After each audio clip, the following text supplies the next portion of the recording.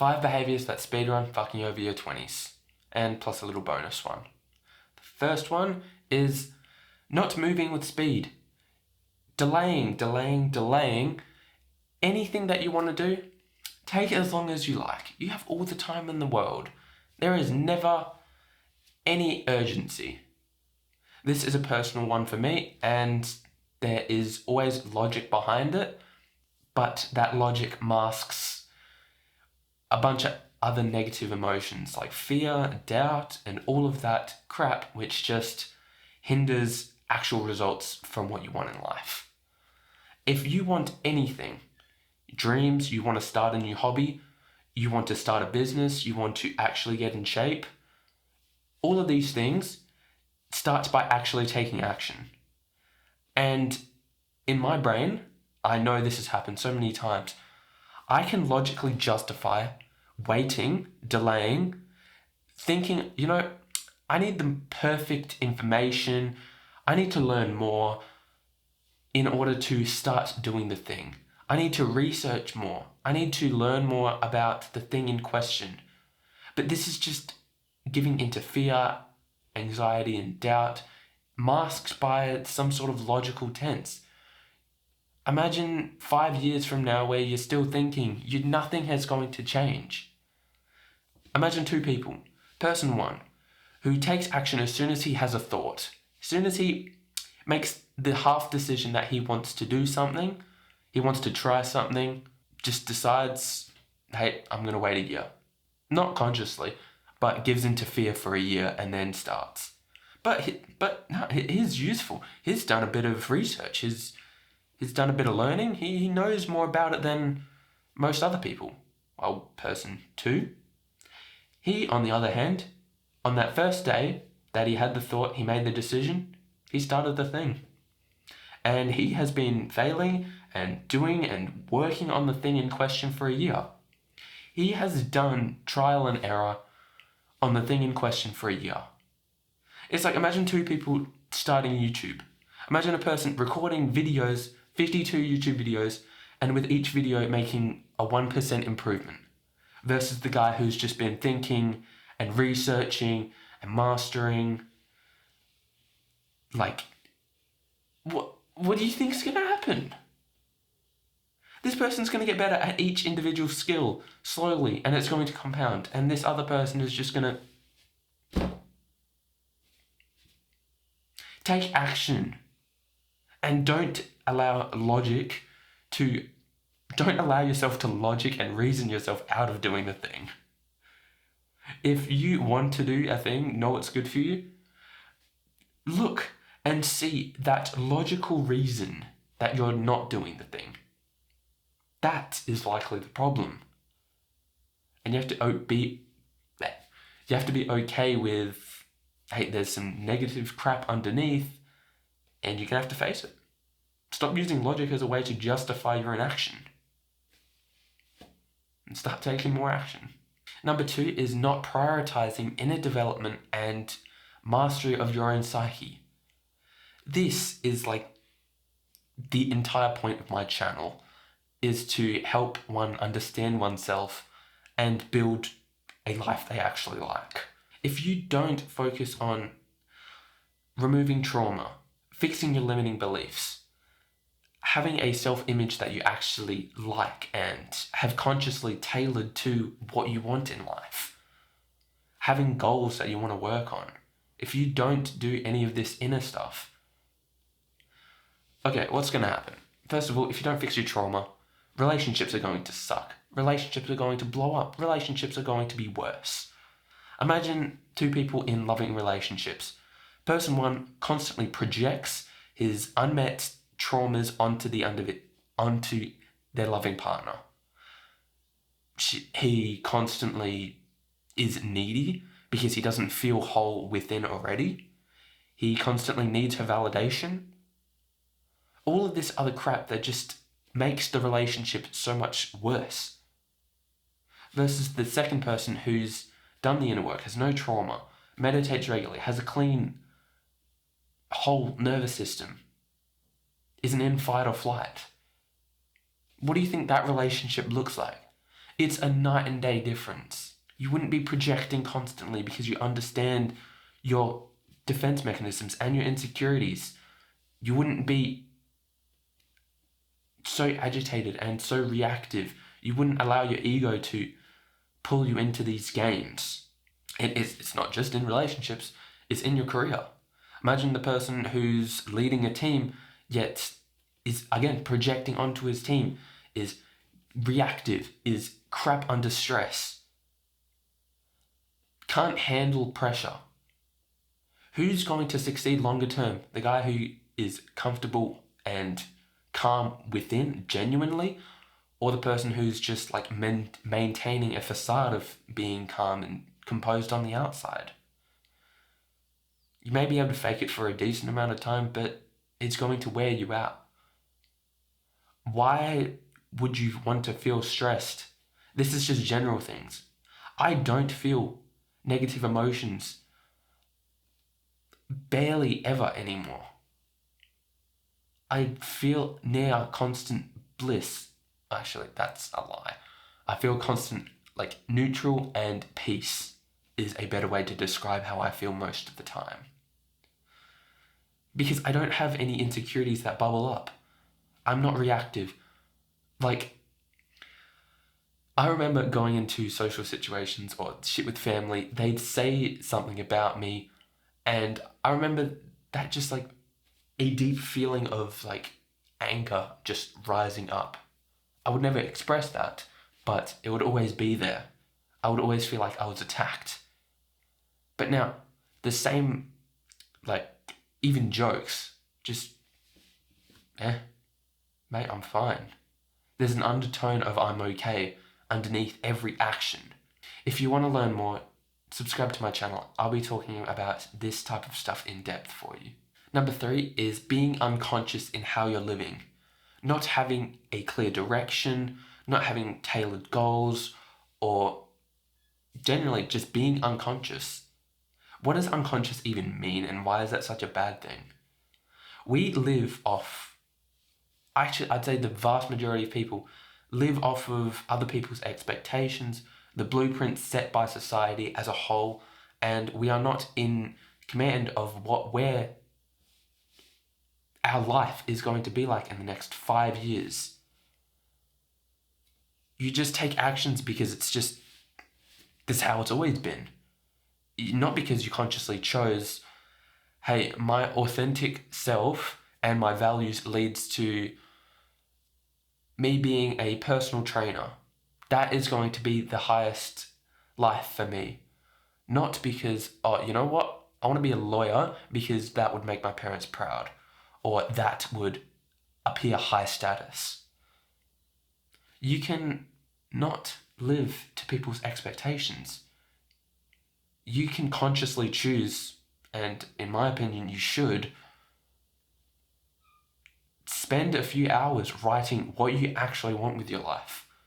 What are your current goals and dreams and motivations for doing everything?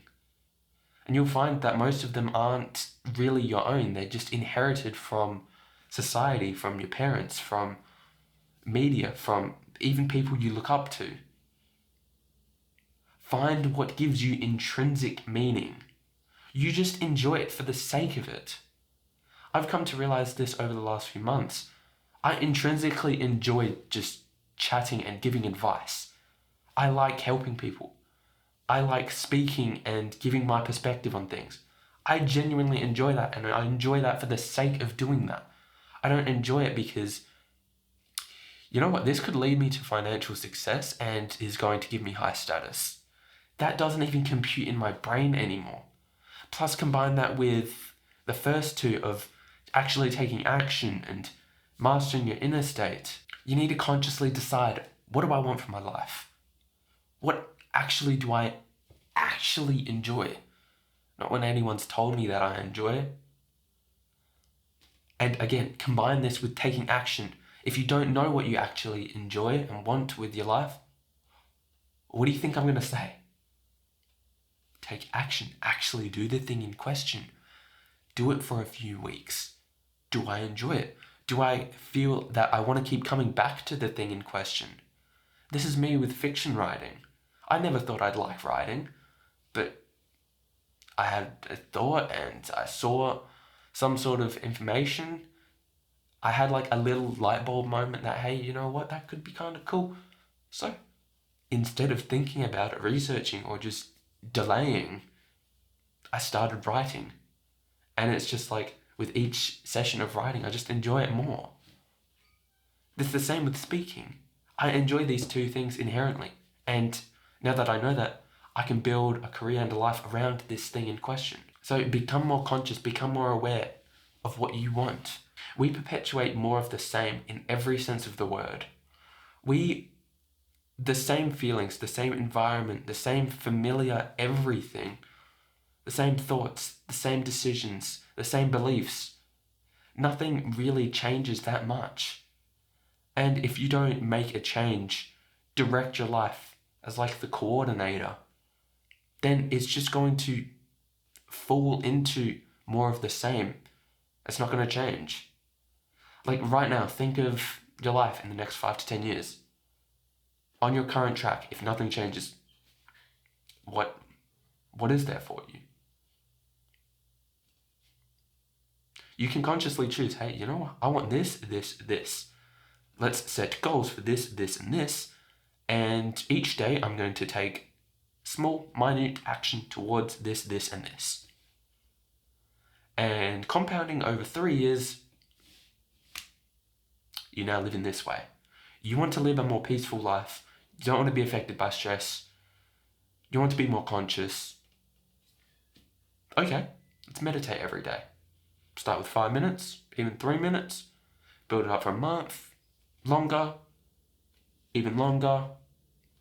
6 months, a year, 2, 3, and now you have what you want. The next one is a very quick one, but it's not prioritizing good identity level habits and not getting rid of the bad ones. This is so obvious that I'm not even going to really continue speaking. You know what habits are bad for you. You know what habits lead to a worse life. Slowly cut them out. You know what they are. Porn, junk food, even addiction level of video games, drugs. You know what they are. I don't even have to say anything. You likely had one come into your mind immediately. You don't want to spend all this time on your phone. You don't want your screen time to be so long. Slowly cut it down. And building good identity level habits. Like right now, with exercise and meditation, I do that no matter what. No matter what. It feels weird for me not to do those things. In the same way that you breathe or you want to eat food at a certain time, or you have some sort of habit that you just do unconsciously, easily. In that exact same way, I exercise and meditate because it just comes naturally to me. It's who I am. I meditate every day. I do some form of exercise every day. It's just who I am. And you too can experience this by building good habits and allowing shit to actually compound with a long-term, actually proper expectation of how long things take. A lot of people's expectations on shit is just way too short. We want things now. Relax. This shit's gonna take longer. Accept it. It is what it is. And the last one, before the bonus habit, is not dedicating a little bit each day towards learning something or mastering a craft. If you don't level up your mind, your information, your intelligence, you're never going to change things. By reading, doing courses, even just half an hour a day, that's going to compound. Imagine over the span of 5 years, you've read 60 books, 5 times 12. That's 1 book a month. That's easily doable. You can read self-improvement, history, psychology, business, anything that improves your perspective on life and gives you information that better allows you to take action. If you want better social skills and better relationships, how do you get better?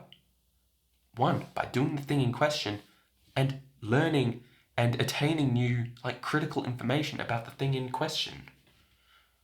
You're not going to get better at it if you're just head-walling and doing the same thing without any new iterative changes.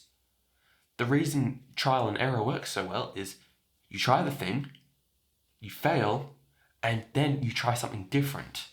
If you just try something the same way for years, you won't get better. And new information is the way that you actually combine all of this. Or if you have a craft that you want to master, if you really want to be a top tier person in the arts, do that every single day, no matter what. And in 10 years, it's going to compound.